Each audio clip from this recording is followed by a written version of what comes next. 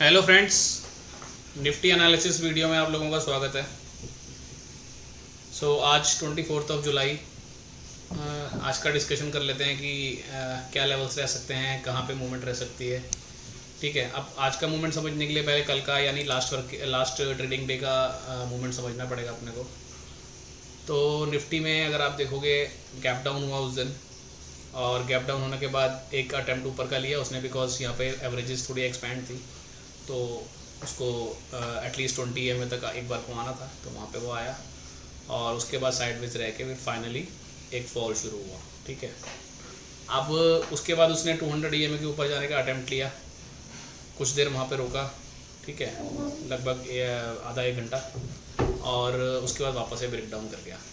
अब उसके बाद जो क्लोजिंग आई,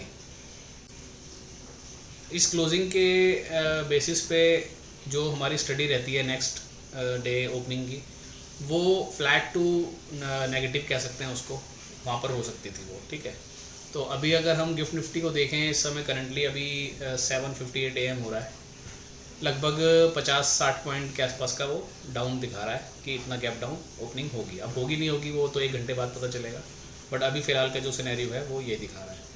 तो अब अगर ये गिफ्ट निफ्टी जो दिखा रहा है, अगर उतना गैप डाउन होता है या उससे थोड़ा ज़्यादा गैप डाउन होता है, तो फिर पहला जो एक बार ये अटैम्प्ट करेगा वापस से एक बार ऊपर आने का अटैम्प्ट ये कर सकता है। ठीक है, अब इम्पोर्टेंट लेवल क्या है? इम्पोर्टेंट लेवल, पहला लेवल तो ऊपर जाते समय ये वाला आपको जो है एक रेजिस्टेंस बनेगी 19820। ठीक है, ये एक रेजिस्टेंस बनेगा क्योंकि यहीं से रिजेक्शन लिया उसने।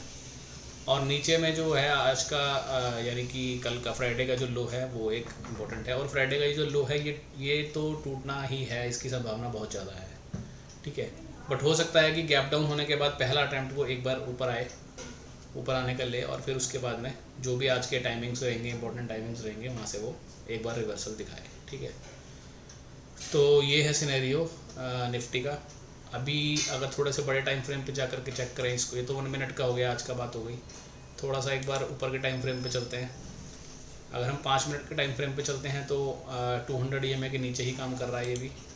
ठीक है, अगर हम 15 मिनट के टाइम फ्रेम पे चलते हैं तो 15 मिनट का टाइम फ्रेम तो आप देख ही रहे हो, 200 जो है वो अभी भी इसने छोड़ रखा है। यहाँ पर भी 200 टच नहीं किया, यहाँ पर भी नहीं किया, यहाँ पर भी नहीं किया, तो ये एक इसका मिसिंग एरिया अभी चल रहा है। सेम 30 मिनट टाइम फ्रेम पे देखेंगे तो 30 मिनट के टाइम फ्रेम पे भी ये जो है 50 EMA के नीचे है। ठीक है, तो सारे टाइम फ्रेम एक तरीके से ये सजेस्ट कर रहे हैं अपने को कि एक करेक्शन यहाँ पर बन सकती है। अब आवरली चार्ट अगर आप देखो तो ये वाला जो मूव स्टार्ट हुआ है, ये वाला जो ब्रेकआउट आया था, जो निफ्टी का काफ़ी मेजर ब्रेकआउट था, उसके बाद आवरली चार्ट पे 50 का EMA एक बार भी इसने ब्रेक नहीं किया है। ठीक है, वहाँ पे उसके नीचे कभी भी कोई भी एक घंटे की कैंडल उसके नीचे इसने क्लोजिंग नहीं दी है। तो पहला तो यही इंपॉर्टेंट है कि अगर पहले 1 आवर मतलब वीकनेस का साइन वहीं से मिलेगा जब कोई भी 1 आवर की कैंडल आपको 50 EMA के नीचे क्लोजिंग देगी। ठीक है, तो ये चीज़ आपको जो है ध्यान रखनी है।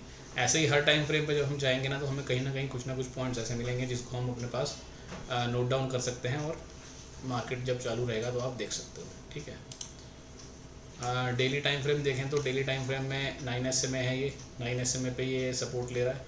तो डेली टाइम फ्रेम पे 9 SMA के नीचे भी अगर आपको क्लोजिंग मिलती है, वो भी एक फ्रेश वीकनेस का साइन होगा। और नीचे की साइड हम 19,500 तक इजीली आ सकते हैं, यानी यहाँ से 200-250 पॉइंट नीचे इजीली आ सकते हैं। ठीक है, उसके बाद देखेंगे वहाँ पर जाकर के क्या सिनेरियो बन रहा है। तो आज के लिए इंपॉर्टेंट लेवल्स जो हमने बात करी, 19,820 वाला ऊपर की तरफ है, और नीचे आज का लो है, मतलब आज का फ्राइडे का लो है। अगर फ्राइडे का लो ब्रेक होता है तो वो जो हमारा एक टारगेट चल रहा है 650 वाला, वो तो फिर आना ही है, उसको तो मतलब ज़्यादा डिफरेंस वहाँ रह नहीं जाएगा। और इस पॉइंट पे हमने उस लेवल की बात की थी, यहाँ पर कहीं पर एक दिन वो ऊपर चला गया, लेकिन फाइनली आप देख रहे हो आ नीचे ही रहा है वो। ठीक है, तो उस दिन के लिए व्यू अपना गलत हुआ, लेकिन वो टारगेट एक है पेंडिंग नीचे की साइड का, वो आना है। और 19,650 के बाद में 19,500 और उसके बाद 19,350, ये टारगेट अभी नीचे के पेंडिंग चल रहे हैं।